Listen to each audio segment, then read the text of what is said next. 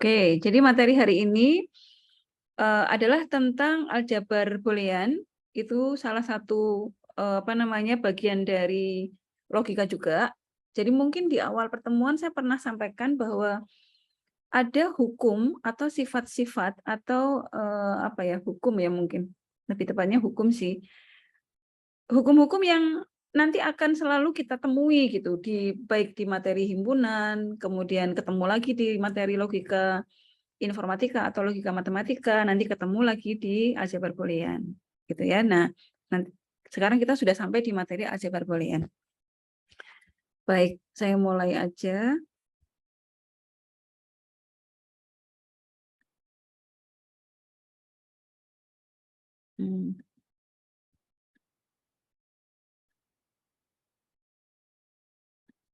Oke.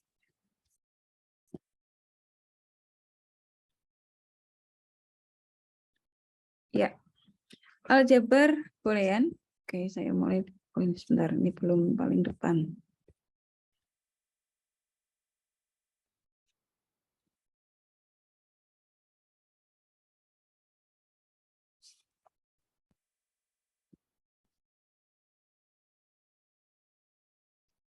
Ya, oke. Saya izin off cam ya. Ya, jadi aljabar boolean, apa sih aljabar boolean gitu ya? Aljabar boolean ini adalah matematika yang digunakan untuk menganalisis dan menyederhanakan gerbang logika.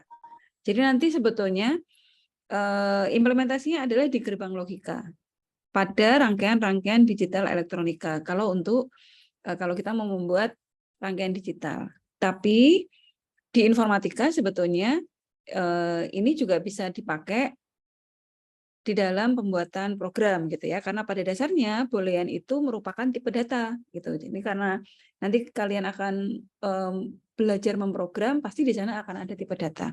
Nah, tipe data boolean itu ada. Nah, apa yang dimaksud dengan tipe data boolean? Tipe data boolean itu adalah data yang hanya terdiri dari dua nilai. Jadi kalau tipe data yang lain kan bisa misalnya numerik itu bisa float gitu ya, bisa juga integer gitu. Jadi bisa bilangan bulat atau bilangan pecahan gitu. Atau nanti mungkin bisa diperlebar lagi integernya, apakah integer yang range-nya kecil atau yang lebih besar gitu ya. Demikian juga dengan bilangan desimalnya. Jadi bisa pada range sekian sampai sekian atau yang kecil gitu ya. Nah, kalau boolean itu tipe datanya hanya terdiri dari dua nilai aja, benar atau salah, true atau false gitu ya. Atau bisa juga digunakan untuk menentukan ini tinggi dan rendah gitu. Nah, biasanya di dalam tipe data itu dilambangkan dengan angka 1 untuk true dan angka 0 untuk false gitu ya. Baik itu di dalam gerbang logika maupun di dalam bahasa pemrograman. Nah, nanti kan kalian akan ketemu dengan bahasa pemrograman. Kemudian istilah boolean sendiri itu apa sih gitu? Boolean itu sebetulnya diambilkan dari nama penemunya yaitu Josh Boole. Dia ahli matematika yang menemukan atau mendefinisikan ilmu logika di dalam matematika untuk pertama kalinya. Sehingga nama beliau dipakai untuk memberi nama pada penemuannya gitu ya. Nah, aljabar Boole ini banyak sekali digunakan di dalam bidang IT, dalam bahasa pemrograman. Oke, sekarang kita coba lihat definisinya. Kalau tadi bahwa kita tahu aljabar Boole itu aljabar yang nanti akan diimplementasikan pada gerbang logika, pada rangkaian logika atau rangkaian elektronik gitu ya. Kemudian bahwa ini ditemukan oleh Josh Boole yang menemukan istilah boolean untuk pertama kalinya di dalam logika matematika. Nah, sedangkan aljabar boolean itu sendiri itu adalah aljabar yang terdiri dari sebuah himpunan, tetapi di dalamnya itu hanya mengandung dua operasi, atau operasinya itu hanya operasi penjumlahan sama perkalian, sesuai dengan namanya. Karena boolean itu kan hanya ada dua nilai gitu ya, benar atau salah gitu. Nah, di dalam operasinya juga begitu. Hanya ada penjumlahan sama perkalian, tidak ada operasi lain. nggak ada pembagian, nggak ada pengurangan, nggak ada pangkat gitu. Jadi hanya operasi penjumlahan dan perkalian aja. Nilainya juga hanya dua, hanya benar dan salah gitu. Kalau itu dilambangkan dengan angka pun juga hanya dua, hanya angka 1 dan 0. Pokoknya yang berhubungan dengan dua nilai itu adalah aljabar boolean. Jadi sesuai dengan namanya, aljabar boolean itu adalah aljabar yang hanya mengenal dua nilai, 1 dan 0, benar dan salah, kemudian hanya mengenal dua operasi penjumlahan dan perkalian. Tapi kalau variabelnya sih boleh bisa banyak ya. Jadi misalnya bisa A, B, C gitu. Atau mungkin saja D, tergantung dari permasalahannya. Tetapi setiap variabel yang ada di dalam himpunan B, himpunan boolean itu tadi mereka hanya dikenakan pada dua operasi, kemudian nilainya juga hanya dua, benar atau salah, gitu ya. Nah, aljabar bool itu bahwa yang ada hanya dua operasi, kemudian dua nilai itu, untuk setiap variabel yang di dalamnya itu akan berlaku aksioma atau hukum atau postulat seperti ini. Jadi dikatakan bahwa himpunan ini dikatakan aljabar bool kalau memenuhi sifat-sifat berikut. Yang pertama closure atau tertutup. Kemudian identitas, kemudian komutatif, lalu ada distributif, komplement, dan ada sedikitnya dua buah elemen A dan B, sedemikian hingga berlaku A tidak sama dengan B. Artinya minimal harus mengandung dua elemen gitu. Harus di dalam himpunan boolean tadi setidaknya ada dua variabel. Nggak bisa kalau isinya hanya satu gitu ya. Jadi minimal dua. Dan dua elemen itu nggak boleh sama gitu. Kemudian yang ketujuh adalah sifat atau postulat idempoten dan asosiatif. Nah, kalau di dalam sebuah himpunan memenuhi sifat-sifat ini, maka kita bisa menyatakan bahwa himpunan tadi adalah himpunan boolean. Gitu ya. Sekarang kita mulai dari aljabar boolean dua nilai, karena nanti bisa saja dua nilai ini maksudnya dua variabel A dan B gitu, karena nanti bisa juga berlaku untuk tiga variabel. Kita mulai dari dua nilai dulu ya. Tadi dikatakan bahwa di dalam aljabar boolean itu kan ada dua operasi kan, penjumlahan dan perkalian. Kemudian bahwa untuk setiap variabel di dalam aljabar boolean itu selalu punya nilai dua. Kalau enggak 0 ya 1. Ya, kalau enggak iya tidak gitu ya. Nah, kita coba lihat pada operasi perkalian, kalau misalnya di dalam aljabar itu atau himpunan itu terdiri dari dua variabel A dan B. Lalu kalau dikenakan operasi perkalian, nah sama kayak logika, karena variabelnya dua, maka kita akan membentuk 2/2 kemungkinan gitu ya. Jadi ada 2/2 kemungkinan atau empat variasi gitu. Masih ingat kalau waktu kita bicara tentang logika matematika itu kan ada benar-benar, benar salah, salah benar, salah salah gitu ya. Nah, ini juga begitu. Kita bagi 2, jadi 00, 11, lalu dibagi 2 lagi, 01, 01 gitu ya. Untuk perkalian 0 kali 0 hasilnya 0. 0 kali 1 0. 1 kali 0 0. 1 kali 1 1. Jadi operasi perkalian hanya bernilai 1 kalau keduanya 1. Salah satu saja 0, maka dia akan bernilai 0. Ini kalau kita analogikan dengan logika matematika, operasi kali ini sama dengan operasi dan. Jadi operasi dan itu hanya bernilai benar jika keduanya benar, kan gitu ya.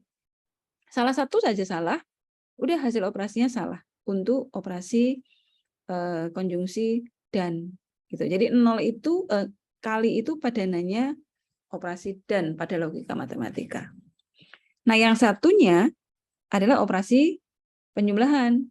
Operasi penjumlahan ini sama kayak kalau di dalam logika matematika itu sama seperti operasi atau 0 atau 0, 0. 0 atau 1, 1. 1 atau 0, 1. 1 atau 1, 1. Jadi penjumlahan dua buah elemen A dan B itu akan bernilai 1 setidaknya jika setidaknya salah satu elemennya itu bernilai 1. Apalagi dua-duanya gitu ya. Kalau salah satu aja sudah 1, maka dia 1. Gitu. Sehingga ini operasi penjumlahan itu sama seperti operasi atau gitu ya. Kemudian yang satu adalah komplement atau lawannya. Kalau komplemennya 0 itu 1, komplemennya 1 itu 0. Gitu ya. Itu untuk aljabar boolean dua nilai. Jadi sekali lagi operasi penjumlahan itu sama dengan atau, operasi perkalian sama dengan dan. Ya. 1 untuk bernilai benar, 0 untuk salah. Kalau kita analogikan dengan logika matematika, gitu ya. Oke, kita coba. Nah, lalu selain itu ada di dalam aljabar boolean itu berlaku prinsip dualitas. Prinsip dualitas itu adalah padanan dual, ekspresi bool yang bisa kita peroleh dengan cara menukar operasi penjumlahan dengan perkalian, sama satu lagi menukar angka 1 dengan 0. Gitu. Jadi nilai kebenarannya kalau kita cari di dalam tabel kebenaran, nilai kebenaran dualitas itu sama. Bukan berlawanan ya, tapi sama. Jadi kalau kita padankan, kita ganti operasi plus itu dengan dan, kemudian angka 1 dengan 0, dan sebaliknya ya. Itu kalau kita cari di tabel kebenarannya, sama. Jadi sekali lagi, bukan negasi. Walaupun di sini ada menukar angka 1 dengan 0 gitu ya, tapi ini bukan negasinya. Kalau negasi kan nilai kebenarannya berlawanan ya. Kalau misalnya kita punya fungsi boolean nih, nilai kebenarannya 1, kemudian negasinya kan 0. Nah, kalau dualitas itu enggak, nilai kebenarannya sama. Gitu. Tapi kita sajikan dalam bentuk dualnya. Gitu. Jadi contohnya begini. A plus A ini salah satu ekspresi. Nah, ekspresi dualnya atau bentuk dualnya bagaimana? Kalau A itu kan variabel ya, jadi dia tetap kita tulis A, lalu operasi penjumlahan di sini kita ganti dengan kali. Jadi A plus A itu sama dengan A. Sama halnya kalau A kali A juga sama dengan A. Kemudian A plus 1 sama dengan 1. Nah, ekspresi dualnya itu plus di sini akan kita ganti kali 1 diganti 0. Sehingga kalau kita punya ekspresi A plus 1 sama dengan 1, itu sama nilainya dengan A kali 0 sama dengan 0. Mungkin sekarang kalian belum hafal, tapi ini bisa dibuktikan dengan tabel kebenaran. Nah, atau kalau di dalam himpunan tuh begini. 1, himpunan apa yang utuh? 1 itu kan full ya. Himpunan apa yang utuh? Himpunan yang utuh itu adalah semesta. Bayangkan kita punya semesta pembicaraan, jadi dalam konteks yang besar gitu ya. Himpunan yang utuh. Lalu di sini ada plus, plus itu berarti union, jadi digabung sama himpunan A. Bayangkan ada semesta pembicaraan, kemudian ada himpunan A. A itu bagian dari semesta. Kalau ada himpunan A, kemudian kita gabung, kita union dengan semesta pembicaraannya, maka nilai ini kan nggak ada artinya ya, karena kan semesta pembicara itu kan besar, full gitu. Maka hasilnya pasti adalah 1. Semesta pembicaraan itu sendiri, karena A yang dibicarakan ini ada di dalam semesta pembicaraannya gitu. Nah, dualnya 0 itu himpunan kosong. Himpunan kosong kalau dikali ini berarti kalau di dalam himpunan itu irisan ya. Kalau plus itu union, kalau kali itu irisan. Nah, kalau himpunan A diiris dengan himpunan kosong, maka hasilnya adalah himpunan kosong. Gitu ya. Nah, ini adalah hukum identitas. Kemudian ini juga sama. Yang ketiga adalah ekspresi distributif. Ini kan kalau A kali B plus C, kita jabarkan kan A kali B plus A kali C gitu ya. Sama halnya kalau sekarang kita balik nih, yang di dalam kurung itu yang semula ini plus, sekarang kita ganti yang C. Ini kalau dijabarkan A plus B kali A plus C gitu ya. Ini sama. Jadi itu adalah prinsip dualitas. Jadi kita bisa mendapatkan sebuah ekspresi yang merupakan padanan dual dari sebuah ekspresi boolean dengan cara mengubah operasi plus dengan menjadi kali, sebaliknya operasi kali juga diganti dengan plus, kemudian nilai 1 diganti dengan 0 dan sebaliknya 0 diganti dengan 1. Maka kita akan mendapatkan ekspresi dual dari ekspresi boolean. Sekali lagi, nilai kebenaran dari ekspresi dual itu sama, bukan negasinya. Gitu ya. Oke, nah sekarang kita coba lihat sifat-sifat aljabar boolean. Masih ingat 11 ini juga kita temui saat kita membicarakan logika matematika. Kita temui juga saat kita bicara tentang topik himpunan. Nah, dulu saya juga sudah pernah sampaikan bahwa 11 hukum ini akan kita temui lagi nanti di aljabar boolean. Kita akan temui lagi di logika matematika, gitu ya. Oke, jadi apa hukumnya? 11 itu adalah hukum identitas. Hukum identitas itu adalah kalau ada sebuah himpunan, kita operasikan dengan 0 sama 1, itu akan kembali ke himpunan itu sendiri. Jadi kalau di dalam himpunan kan, himpunan A diunionkan dengan himpunan kosong atau ditambah dengan himpunan kosong, kan hasilnya A itu sendiri. Kalau diiris, kali himpunan A diiris dengan semesta pembicaraan, ya hasilnya A. Gitu ya. Jadi apa namanya? Kalau mau membayangkan, mungkin kalian akan merasa terbantu kalau ini dibayangkan sebagai angka gitu. Boleh sih. A ditambah 0 A. A kali 1 juga A. Gitu ya, kayak identitas. Tapi menurut saya akan lebih gampang kalau dibayangkan sebagai himpunan sih. Tapi sekali lagi terserah kalian bagaimana yang paling mudah menurut kalian memahami gitu ya. Hukum yang kedua adalah idempoten.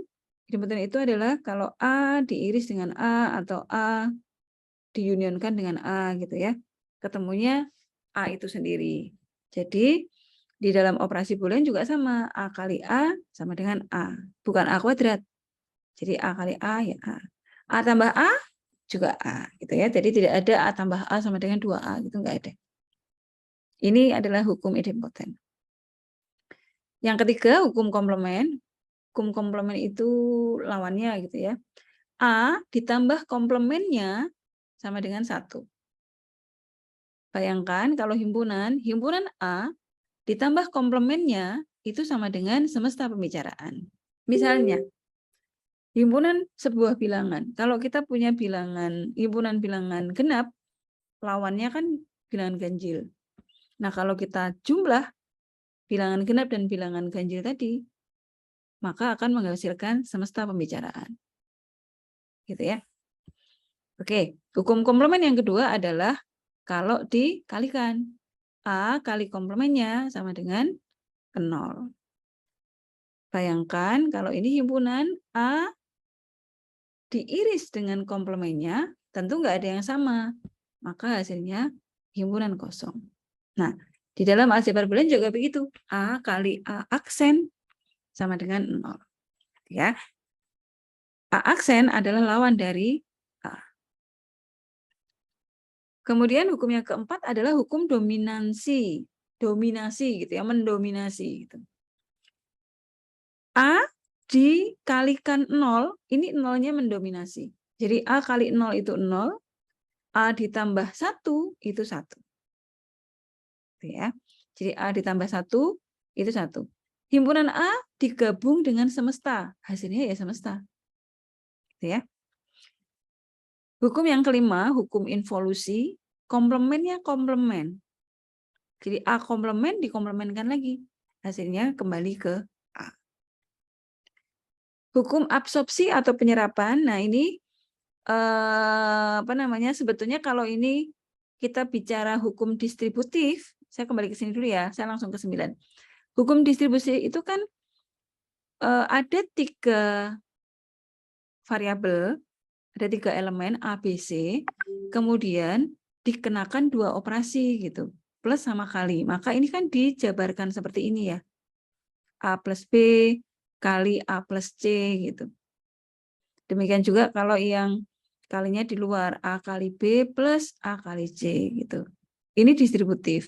Nah, hampir sama dengan distributif, yaitu hukum penyerapan. Operasinya ada 2, plus dan kali. Tapi variabelnya itu hanya 2, bukan 3. Kalau ini kan A, B, C nih, nah ini cuma 2, A sama B. Maka yang muncul 2 kali atau lebih banyak, ini kan A-nya 2 kali, B-nya 1 nih. Maka yang lebih banyak akan mendominasi. Yang lebih sedikit itu keserap gitu. Jadi A plus A kali B, gitu ya. B-nya hanya muncul sekali di sini. Padahal operasinya 2, ada plus sama kali. Maka udah nggak usah dihitung. Ini pasti B-nya keserap. Jadi hasilnya A. Gitu. Ini juga begitu, operasinya beda. Kemudian variabelnya 2 gitu. Maka yang muncul seharusnya kan 3, maka yang muncul lebih sedikit itu akan keserap yang lebih banyak. Itu hukum penyerapan. Hukum komutatif saya pikir enggak susah, ini dibolak-balik sama, artinya kita mau mendahulukan yang A atau B itu sama saja, dan ini berlaku di hukum penjumlahan dan perkalian. Kemudian yang ke-8 ada hukum asosiatif. Ini 3 variabel ABC tapi operasinya 1, penjumlahan aja atau perkalian aja gitu ya. Ini mindah kurung, jadi boleh yang dihitung A sama B dulu atau B sama C dulu gitu. Nilainya sama. Distributif sudah, kemudian ada hukum De Morgan. Hukum De Morgan itu mencari komplement dari hasil penjumlahan atau perkalian. Jadi kalau kita punya penjumlahan variabel A dan B gitu ya, A plus B, lalu dicari komplemennya, maka hasilnya sama dengan mencari komplement dari setiap unsur atau literal di dalam operasi tersebut. A komplemennya A aksen, lalu komplemennya plus itu kali. Komplemennya B itu B aksen. Gitu ya. Jadi itu hukum De Morgan. Demikian juga kalau perkalian A kali B, komplemennya apa? Komplemennya A kali B ya A aksen, lalu kalinya komplemennya adalah plus B, komplemennya B aksen. Kemudian hukum yang ke-11, hukum 01, komplemennya 0 itu 1, komplemennya 1 itu 0. Ya. Saya pikir mudah-mudahan sudah semakin hafal karena kita ketemu 3 kali dengan hukum ini. Oke, nah sekarang kita masuk ke fungsi boolean. Kalau tadi kan aljabar boolean ya. Aljabar boolean kita mengenal bahwa di dalam operasi matematika boolean itu hanya ada 2 operasi, jumlah dan kali, kemudian bahwa setiap operasinya itu selalu bernilai, kalau nggak 1 ya 0 gitu. Nah, di dalam boolean juga ada fungsi. Fungsi itu kan nanti modelnya kayak fx gitu ya. Nah, ini juga begitu. Fungsi boolean, jadi karena boolean itu selalu terdiri dari 2 operasi, 2 nilai gitu ya, maka kita bisa menyebutnya dengan fungsi biner. Jadi fungsi boolean itu sama dengan fungsi biner. Nah, kenapa? Karena fungsi boolean itu diperoleh atau disajikan gitu ya dari variabel-variabel biner, artinya variabelnya itu nilainya 2 gitu. Bukan variabel biner itu bukan variabelnya hanya 2 gitu ya, enggak. Jadi bisa 3, tapi setiap variabel itu hanya mempunyai nilai 2. Kalau enggak 1 ya 0. Jadi beda kayak fungsi di dalam kalkulus ya, kalian kan juga mempelajari kalkulus kan. Kalau di kalkulus kan Misalnya kita punya fx nih, x ini bisa bernilai angka berapapun kan, bisa 0 sampai tak hingga. Nah kalau di sini enggak, ada fx, ada fxy gitu. Tapi nilainya hanya kalau nggak 0 ya 1 gitu aja. Itu yang disebut dengan fungsi biner. Kemudian satu lagi selain operasi biner yaitu plus dan kali, ada satu lagi komplement ya untuk mencari lawan. Kemudian tentu saja tanda kurung. Sama-sama dengan. Nah, gitu ya. Nah, variabel biner, kemudian operatornya plus dan kali, kemudian apostrofnya yang menandakan atau mewakili operator komplement atau lawan, kemudian ada tanda kurung, sama dengan itu disebut dengan literal. Jadi semua unsur yang membentuk fungsi boolean itu disebut dengan literal. Kita nyebutnya nanti literal gitu ya.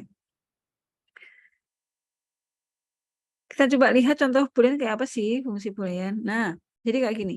Fx, simbol fungsi kan, sama dengan x. Gitu. Kalau ini fxy ya berarti nanti sebelah kanannya bisa ada x, ada y. Nah, yang membedakan fungsi boolean dengan fungsi yang lain itu adalah di dalam fungsi boolean itu ada aksen begini, simbol komplement. Kalau di fungsi biasa kan nggak ada, tapi ada angka setengah gitu ya, ada angka 3, ada koefisien di sini. Nah, kalau di sini nggak ada. Jadi tidak ada koefisien karena angkanya hanya 0 sama 1 aja. Jadi di sini nggak akan ketemu angka selain 0 sama 1. Gitu ya. Kemudian kita coba lihat. Nah, ini jadi kalau ini ya fx ya, maka kita di ruas kanannya itu nggak akan menemukan variabel y gitu. Nah, kalau kita definisikan fxy ya berarti nanti kita akan ketemu fungsi-fungsi seperti ini. Ini contoh-contoh fungsi boolean. Nah, nanti kita akan ketemu dengan fungsi-fungsi seperti ini. Oke ya.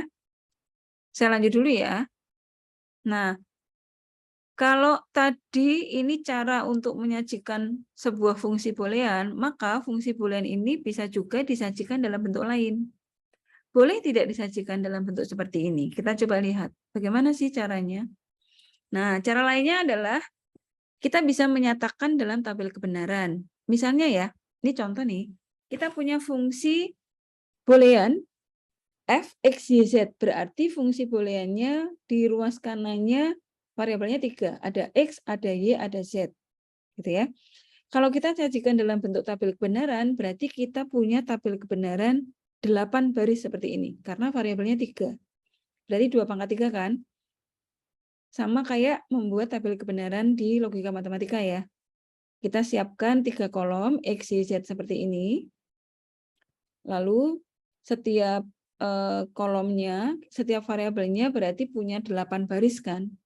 Kita bagi 2 berarti 0, 4 atas itu 0, 4 bawah itu 1.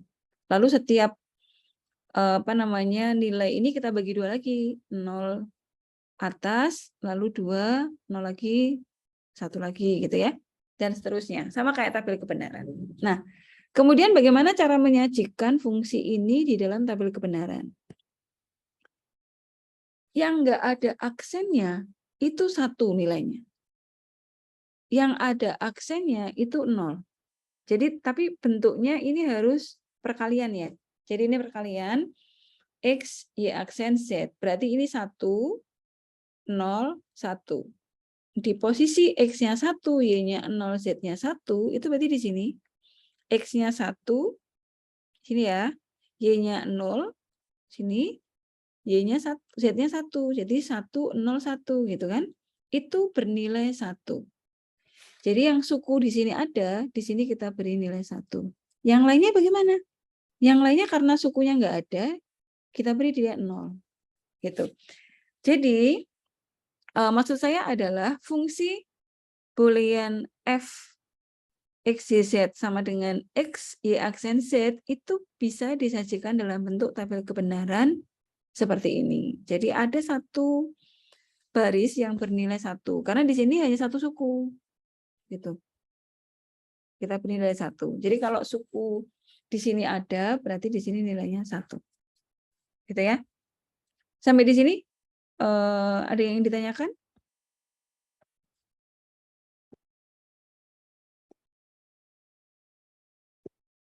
Bisa dimengerti untuk sementara? Bisa, Bu. Oke, terima kasih. Nah, sekarang kita lanjut ya berarti ya. Nah, fungsi boolean sendiri itu tidak unik. Maksudnya gimana? Maksudnya kalau kita punya apa namanya sebuah fungsi yang didefinisikan dalam bentuk fungsi boolean gitu ya, maka kita bisa menyajikan dalam bentuk lain gitu. Bukan dalam cara lain ya, tetapi sama-sama fungsi bentuk fx gitu, tapi disajikan dalam bentuk lain gitu. Jadi kita coba lihat contohnya ini. Kita punya fungsi f yaitu x aksen y aksen z sama x aksen yz plus x y aksen. Oke. Di sini kok nggak ada z-nya, Bu? Ya, boleh. Jadi kalau kita definisikan x, y, z di sini tuh nggak harus ada lengkap ya. Tapi kalau misalnya lengkap itu boleh. Tapi kalau kurang nggak apa-apa. Nah yang nggak boleh adalah kalau di sini kita definisikan x, y, z-nya nggak ikut nih. Tapi kok di ruas kanannya ada z-nya. Nah itu baru nggak boleh. Kalau di sini kan kita sediakan tempat untuk 3 variabel, tapi di kanannya tuh ada bagian yang nggak ada gitu ya. Boleh. Nah, saya kembali ke sini. Kenapa fungsi boolean tidak unik? Ini contoh bahwa satu fungsi boolean bisa kita sajikan dalam bentuk lain. Fungsi ini sama fungsi yang kedua, fungsi f sama fungsi g, ini sama. Sama, bukan beda tuh gitu. Ya, jadi fungsi f ini bisa disederhanakan menjadi bentuk fungsi g. Kita coba lihat ya, kok apa benar ini sama? Nah, kita cek di tabel kebenarannya ya. Kalau yang F itu kan berarti ini 001, berarti di sini ya di baris 2, 001. X-nya 0, Y-nya 0, Z-nya 1 di sini.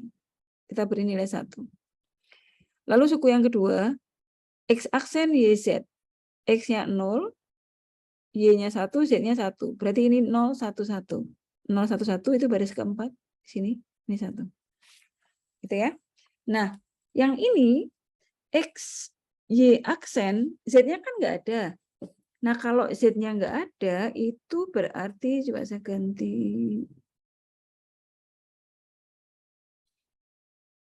Ini betul PDF ya?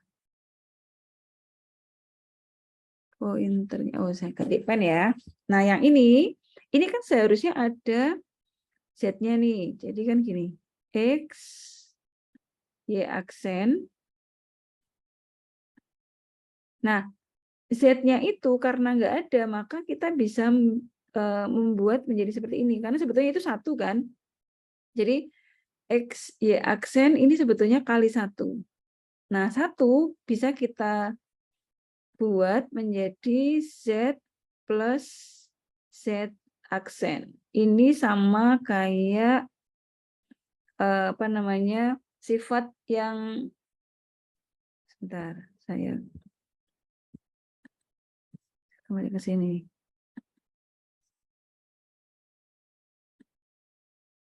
Nah, nih hukum komplement. A ditambah A komplement itu sama dengan 1. Jadi kita boleh ubah ini ya. Kita boleh ubah 1 di sini menjadi variabel yang enggak ada. Variabel yang enggak ada kan Z. Jadi ini 1 kita ganti menjadi Z ditambah Z aksen. Nah, ini kalau dijabarkan itu kan berarti menjadi X Y aksen Z ditambah X Y aksen Z aksen. Gitu kan. Nah, berarti kan ini 101 itu sini. Dan 100 itu 100 itu sini. Nah, gitu. Jadi yang ini tadi baris 2, yang suku kedua ini baris 4, yang suku ketiga itu baris 5 dan 6. Gitu. Ya. Nah, sekarang dengan cara yang sama, yang G juga begitu. X aksen Y itu berarti kurang X aksen Z itu berarti kurang Y dan Y aksen. Jadi ini 1 ini 0, ini 1 kan Z-nya. Berarti Y di sini itu bisa 0, bisa 1. Jadi 001, 001 di sini kan. Nah, ini satunya 011, 011 berarti di sini. Nah, ini. Itu untuk X aksen Z. Sedangkan X Y aksen juga sama. Ini kan kayak ini ya, persis ya. Jadi nanti ketemunya X aksen Z, X Y aksen Z sama X Y aksen Z aksen. Jadi 101 dan 100. Nanti ketemunya sini. Nah, ini kan sama nih, ini sama, ini sama, ini sama, ini sama. Nah, itu yang disebut dengan bahwa fungsi boolean itu tidak unik karena dia bisa saja punya tampilan dalam bentuk lain gitu. Yang sebetulnya kalau kita cari nilai kebenarannya itu sama, gitu ya. Nah, salah satu cara untuk menunjukkan bahwa nilai kebenaran dari dua fungsi atau lebih itu bisa dengan menggunakan tabel kebenaran seperti ini. Gitu ya. Oke, lanjut ya. Nah, berikutnya ada fungsi komplement. Komplement itu lawan ya. Jadi fungsi komplement simbolnya adalah fungsi komplement dari fungsi F ya tentu F aksen gitu. Contohnya, fungsi komplement dari fungsi F misalnya F aksennya F-nya itu adalah X kali Y aksen Z aksen plus YZ. Komplemennya bagaimana? Ini menggunakan bisa dua cara sebetulnya. Bisa pakai dual atau satu lagi dengan hukum De Morgan. Nih, hukum De Morgan itu kan kita mencari komplement dari sebuah fungsi. Kalau ada fungsi F misalnya A plus B, komplemennya A plus B dikomplementkan gitu ya. Hasilnya adalah A komplement kali B komplement. Itu kalau menggunakan De Morgan. Yang satunya kita bisa gunakan dual. Lihat ya, coba. Dual itu kan mengubah 1 menjadi 0, sebaliknya 0 diubah jadi 1. Artinya kalau dia variabel ya, yang tadinya nggak pakai aksen jadi aksen, gitu kan. Yang tadinya pakai aksen menjadi hilang aksennya, gitu. Sama satu lagi, operasi plus jadi kali, operasi kali jadi plus. Nah, fungsi komplement itu begitu. Kalau kita punya F-nya ini nih, ini F-nya, komplemennya adalah X menjadi X aksen, lalu di sini kan ada kali nih, kali itu menjadi plus, lalu ini Y aksen, berarti Y aksen kali Z aksen, komplemennya adalah ini menjadi Y, lalu kali di sini jadi plus, Z aksen jadi Z. Lalu di sini plus menjadi kali, YZ berarti menjadi Y aksen plus Z aksen. Seperti ini. Ya. Jadi ini fungsi komplement. F aksen dari sebuah fungsi. Nah, sampai di sini untuk mencari komplement, ada yang ditanyakan? Jadi langsung dicari dualnya aja gitu ya. Itu lebih gampang. Nah, kemudian kita lanjut dengan bentuk kanonik. Ini yang bentuk yang mungkin di dalam aljabar boolean ini memakan porsi yang paling besar. Kanonik itu apa sih? Kanonik itu adalah fungsi boolean yang dinyatakan sebagai jumlah dari hasil kali setiap sukunya. Tadi kalau kita lihat kan begini nih.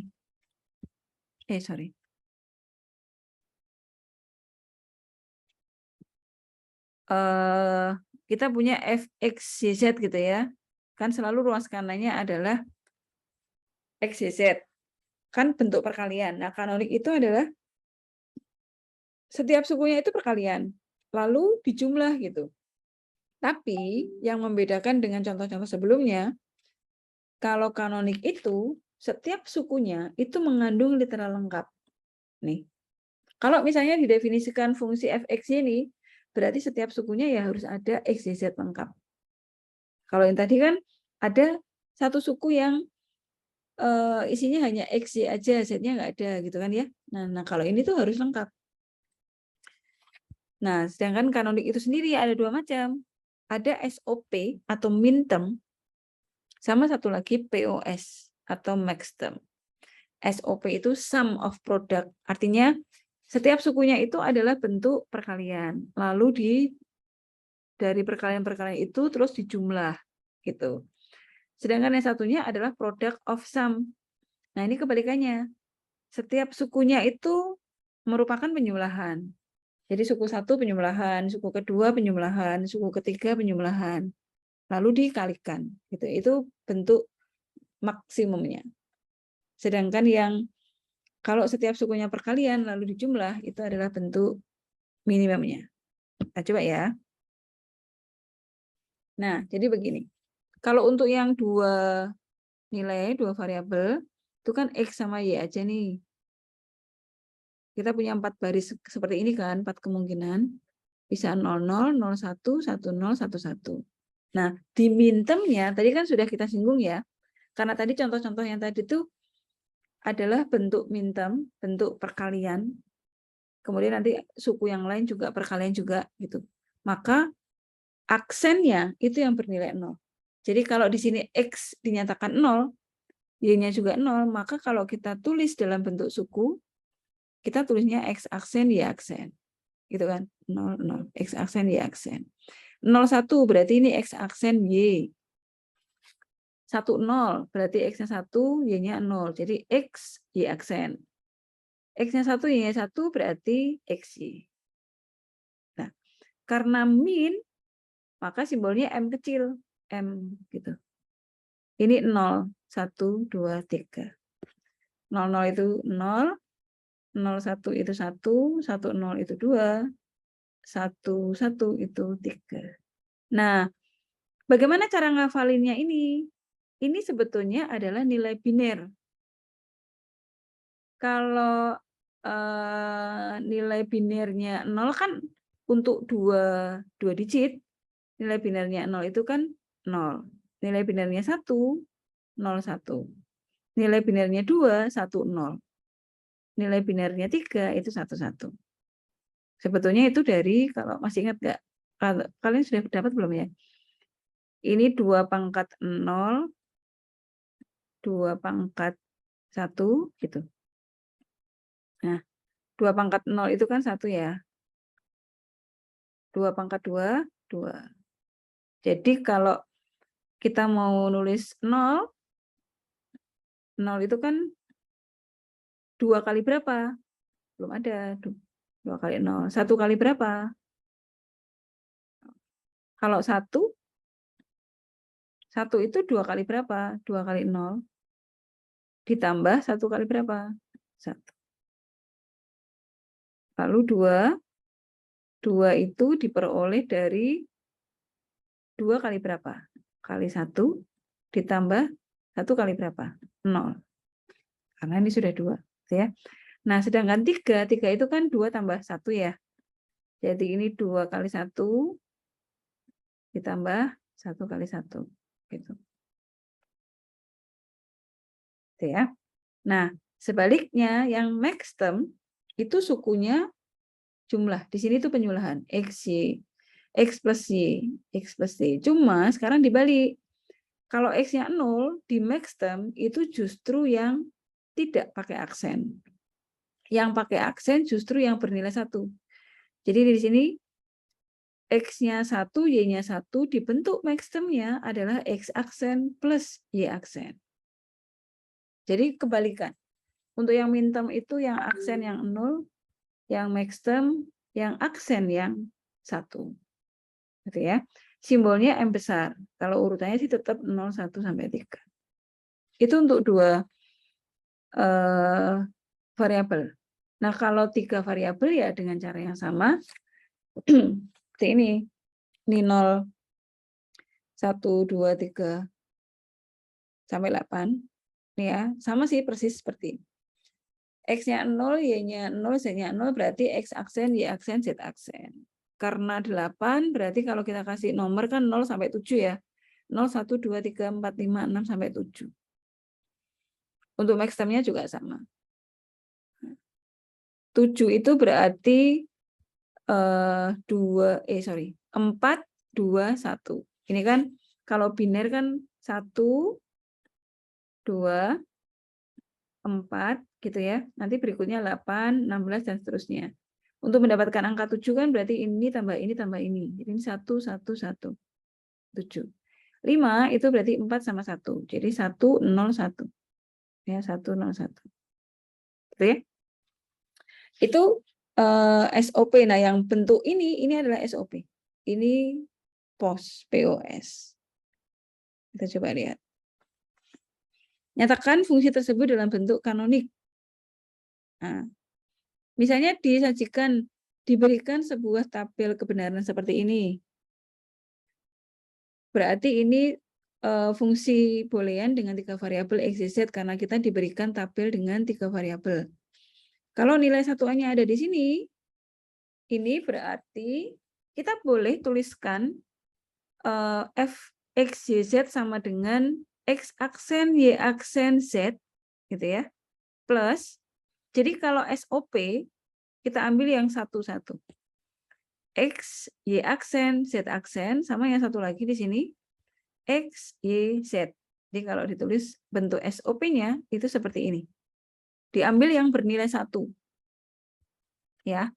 X aksen, Y aksen, Z. Lagi ini X, Y aksen, Y, Z aksen. Lagi yang ini 1, 1, 1 berarti X plus Y, X kali Y kali Z. Itu ya. Atau boleh pakai bentuk simbol begini. Ini mulai dari 0 kan, karena ini SOP berarti pakai M kecil. Pakai M kecil itu berarti kita ambil ini yang angka 1 itu di posisi berapa? Ini 0, 1, 2, 3, 4, 5, 6, 7. Berarti di 1, 4, 7. Ini kan M0, M1, M2, M3, M4, M5, M6, M7. Nah, boleh tulis begini. Atau pakai sigma. Boleh. Sigma nomornya 147. Jadi kita boleh menuliskan seperti ini atau seperti ini. Ya, itu sama. Contoh lagi. Nah, kalau tadi SOP atau sum of product, sekarang bentuk POS-nya, bentuk maxterm-nya, bentuk product of sum-nya. Nah, sekarang kalau bentuk POS-nya, berarti kita ambil yang angka 0-nya. Jadi ini, ini. Nah, caranya kalau pakai karena POS, berarti kita ambil yang bernilai 0 ya di sini. Ini berarti X plus Y plus Z. Gitu ya. Karena kalau POS, yang aksen itu yang bernilai 1. Oke. Berikutnya, baris ketiga. Kan kita nyari yang 0 lagi ya. X plus Y aksen plus Z. Yang suku kedua. Ingat, di sini kali. Ya. Lagi, baris keempat. Berarti ini X plus Y aksen plus Z aksen. Itu yang ini.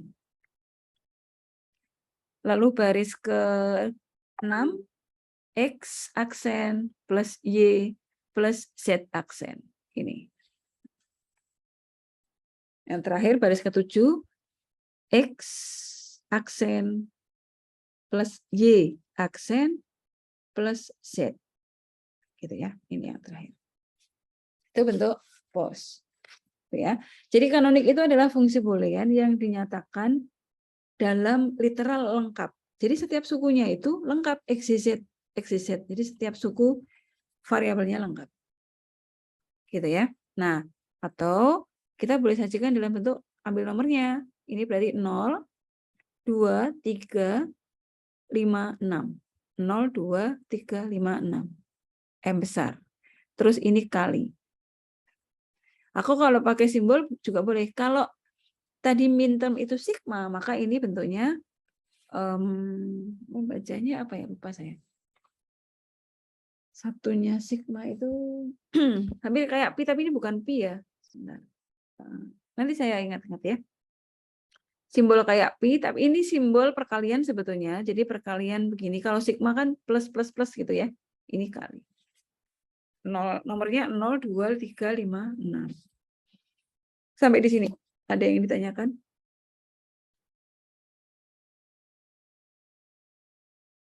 Saya diikuti?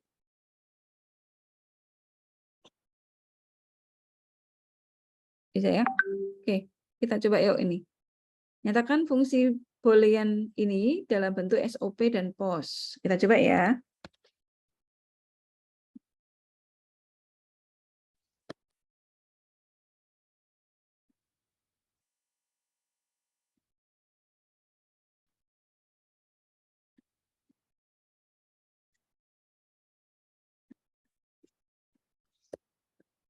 Oke, kita coba. Nah, boleh pakai tabel kebenaran atau boleh langsung gitu. Jadi kalau karena ini kan penjumlahan nih, berarti ini bentuknya SOP. Kita coba SOP dulu ya. SOP-nya berarti saya pakai equation aja.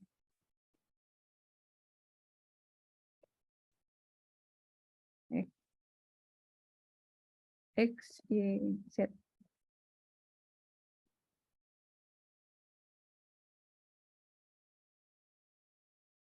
Gini. Oke. X itu kan kurang Y sama Z kan? Jadi kita tambahkan dulu misalnya gini. Ini kan gini. Ya. Ini kita kali tambahkan Y. Terus plus nanti yang berikutnya baru kita tambahkan Z.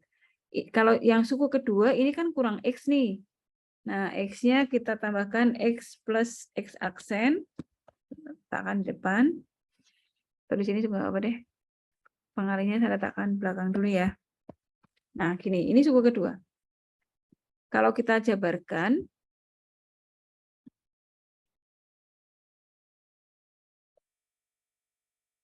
maka ini kan XY plus Y aksen X, Y aksen gitu ya. Plus yang ini X, saya letakkan X-nya di depan, X, Y aksen Z plus X aksen Y aksen Z gitu ya. Nah, berikutnya yang ini kita lengkapi sekarang. Bisa kasih warna merah dulu deh untuk yang pengalinya. Sebentar.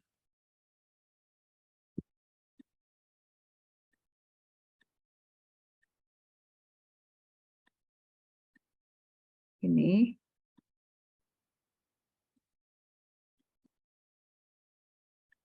Nah, gini ya. Terus kita uraikan. Berikutnya, ingat karena kanonik itu kan harus lengkap setiap sukunya. Nah, ini kan masih kurang Z nih. Jadi yang ini bagian sini berarti kurang Z. Ini Z plus Z aksen. Gitu ya. Yang ini juga sama. Z plus Z aksen. Itu. Ini kalau kita perluas.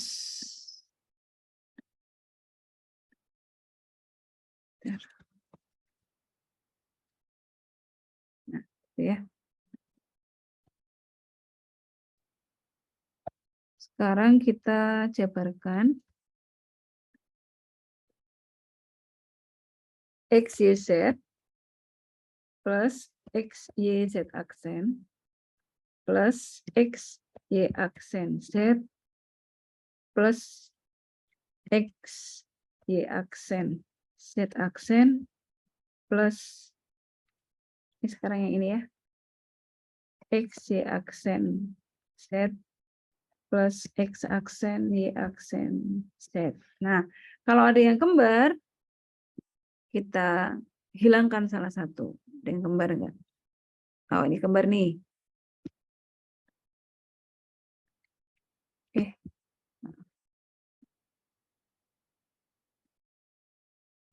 Ini sama dengan ini ya. Ditulis salah satu aja. Ada lagi yang kembar? Udah ya, aman. Nah, sekarang saya tulis lagi, tapi yang hijau kita hapus satu ya. Nah, gini. Gini aja boleh nih. Udah, jadi bentuk SOP-nya sum of product-nya adalah ini. Kok besar. Gitu. Jadi, bentuk SOP atau minterm dari fungsi boolean ini adalah jawabannya ini. Nah, atau kita bisa tulis ini 0, 0, 0. Jadi ini sama dengan kalau kita pakai sigma ya. Nah, pakai sigma berarti ini 0, 0, 0. 0, 0 itu berarti 0. Bayangkan kayak bilangan biner. Kemudian ini 1, 1, 0. Berarti berapa binernya? 1, 1, 0. Bayangkan. 1, 1, 0 itu berarti ini kan kalau dihitung dari belakang itu 0, 1, 2. Jadi kalau 1, 1, 0 itu desimalnya adalah 3. Terus ini 1, 0, 1. 2, 0, sorry. Yang ini 4 ya. 4, 0, 1. Jadi berapa? 5. Kalau ini, maaf, 1, 1, 0 itu berarti, bukan 3 ding. 4 tambah 2, 6. Kemudian yang ini 100 itu berarti 4. 001 itu 1. Nah, ini kita urutkan ya.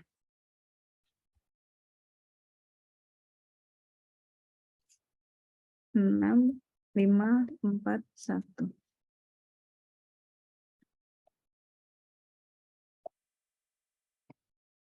Sama dengan.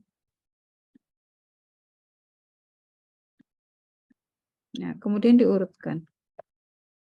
Jadi 0, 1, 4, 5, 6. Gitu ya. Sampai di sini ada yang ditanyakan? Kalian masih bersama saya?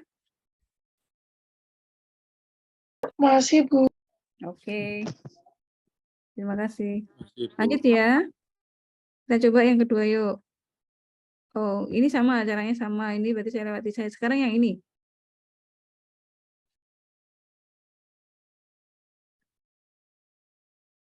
Ini tadi nomor 1.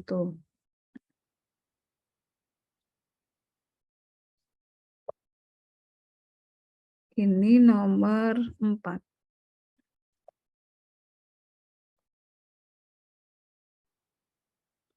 Saya masukkan equation aja. Nggak bisa ya.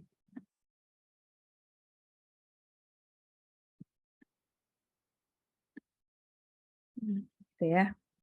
Oke, yuk. Kalau ini bentuknya berarti maxterm ini ya. Karena penjumlahan. Jadi, maaf.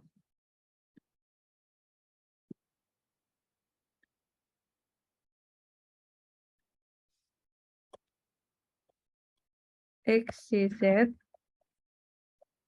Oke, karena ini bentuknya adalah sum lalu diproduk gitu kan, dikali.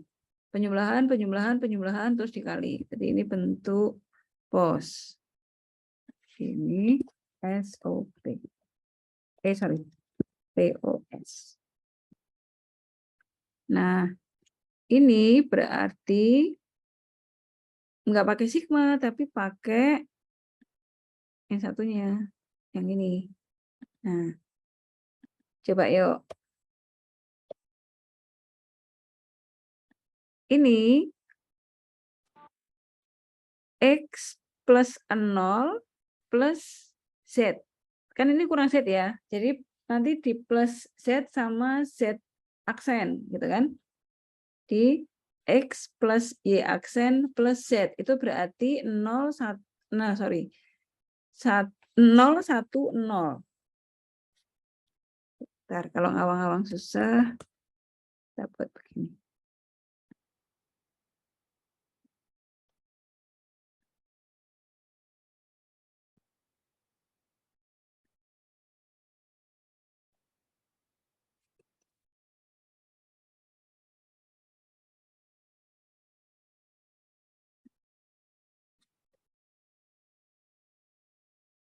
Saya hapus dulu ya. Kita lengkapi dulu.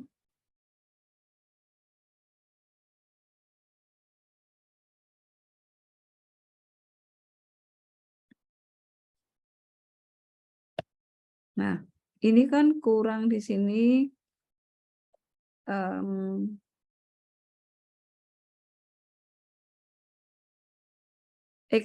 Z ya. Kurang Z, jadi Z aksen.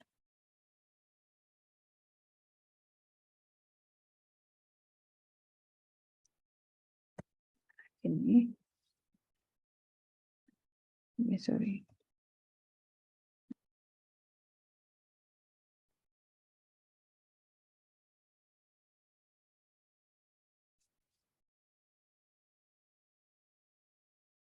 Sama yang satunya.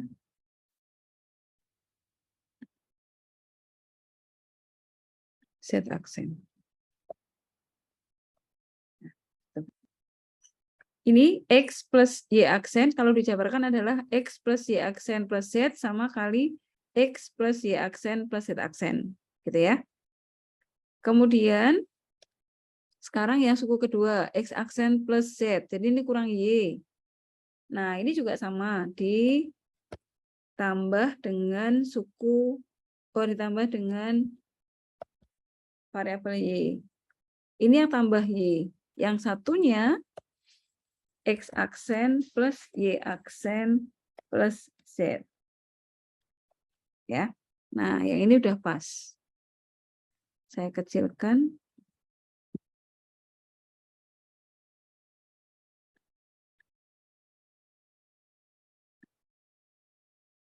Ini saya besarkan. Nah, gitu ya. Oke. Sekarang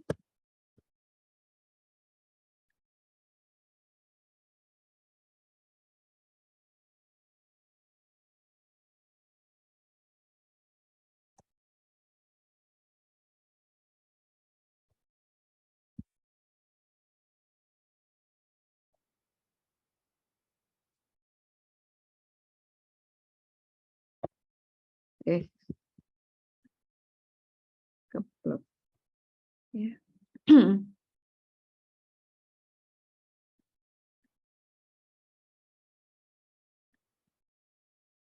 Oke. Nah, sekarang ini ingat kalau di pos itu yang aksen justru yang satu. Jadi sekarang ini saya tambahkan begini. Ya, ini simbol pos. Ini jadi berapa? 1, 0, 1 itu berapa? 0. Bukan. 1, 0, 1. Ini tuh kalau dibinarkan, kalau mungkin gampangnya begini ya saya. Saya buat begini dulu. Ini itu 1 karena X-nya kan nggak aksen nih. Ya kan? Sorry, 0, maaf kebalik. Yang nggak aksen itu 0, ini 1, ini 0. Kemudian yang ini, yang tengah ya. 0, 1, 1. Lalu yang ini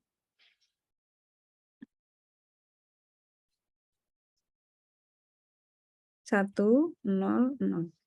Terus yang ini 1, 1, 0. Lalu yang ini 0, 0, 0. Nah, gitu. Nah, bayangkan nilai itu adalah nilai biner. Biner itu biner itu nulisnya gini. Kalau mau kalau 3 digit berarti 4, 2, 1. Gitu. Kalau 4 digit berarti 8, 4, 2, 1. Kalau 5 digit ya berarti 16, 8, 4, 2, 1. Gitu. Nah, bayangkan. Ini adalah pengali. Jadi 0 kali 4 ditambah 1 kali 2 ditambah 0 kali 1. Jadinya berapa? Yang ada nilainya kan hanya angka 1 yang tengah ya. 1 yang tengah itu berarti 2. Jadi ini 2. Gitu. Paham nggak? 011 itu berarti 0 kali 4 ditambah 1 kali 2 ditambah 1 kali 1. Jadi berapa? 3. 3, betul. Lalu yang ini 100? 4. 4. Yang ini? 6. 6. Terus? 0. 0. Ya. Gitu ya. Nah, baru kemudian kita balik.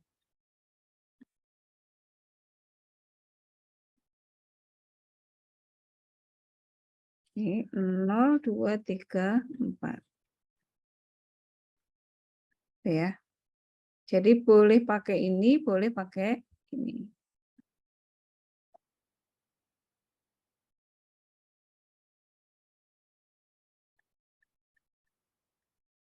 Oke. Kalau sekarang misalnya bentuk posnya itu seperti ini. Ini ya, dari yang sini dulu yuk. Kalau SOP-nya ini, maka posnya bagaimana?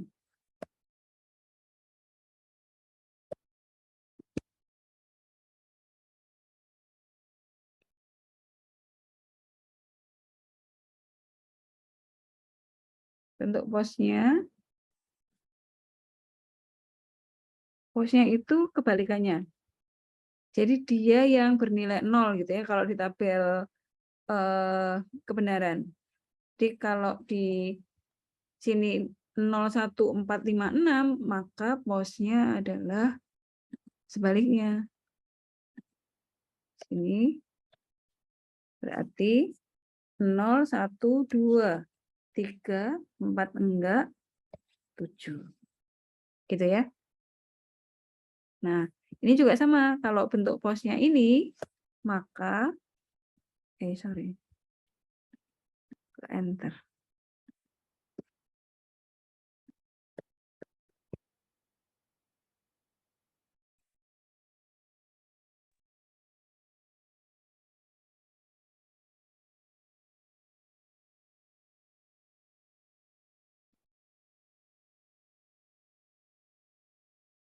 Nah, ini ini SOP-nya ya. Bentuk SOP-nya adalah karena SOP berarti simbolnya kita ganti yang sigma.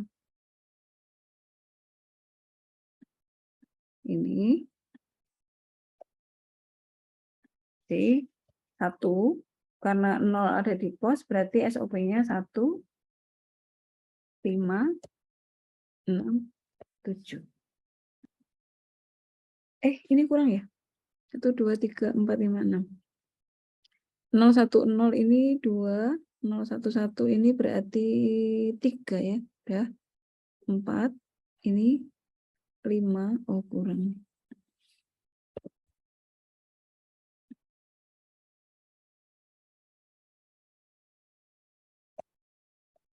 Ya, gini ya. Oke, sampai di sini ada yang ingin ditanyakan?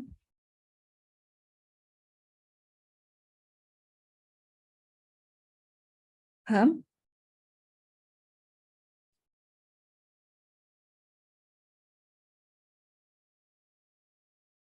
Halo? Bisa dimengerti? Bisa, Bu. Bisa ya. Oke, kalau begitu yang sisanya kalian bisa cari ya. Nyatakan fungsi bulan ini dalam bentuk SOP dan POS. 2, 3, 5, 6 untuk tugas. Oke. Nah, tadi sebetulnya kita sudah membuat konversinya ya antara bentuk kanonik. Jadi kalau bentuk SOP-nya adalah 1, 4, 5, 6, 7, maka bentuk POS-nya lawannya. Yang enggak ada di sini 0, kemudian 1 ada, berarti 2, 3 di sini, 4, 5, 6, 7 ada di SOP. Gitu ya. Jadi indeksnya lawannya. Kemudian tinggal di simbolnya, kalau yang tadinya sigma menjadi bentuk kayak pi. Gitu ya. Kemudian ini, oke. Nah, tugasnya berarti ini slide ke-17, nomor 2, 3, 5, 6, dan slide 19. Oke? Mengkonversi dari bentuk SOP ke bentuk POS. Minggu depan kita lanjutkan dengan bentuk baku dan bagaimana kita menyederhanakan fungsi-fungsi boolean. Gitu ya.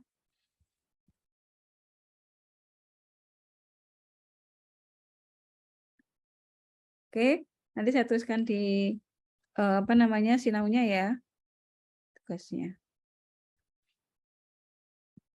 Baik, kalau tidak ada pertanyaan, materi hari ini saya cukupkan sekian.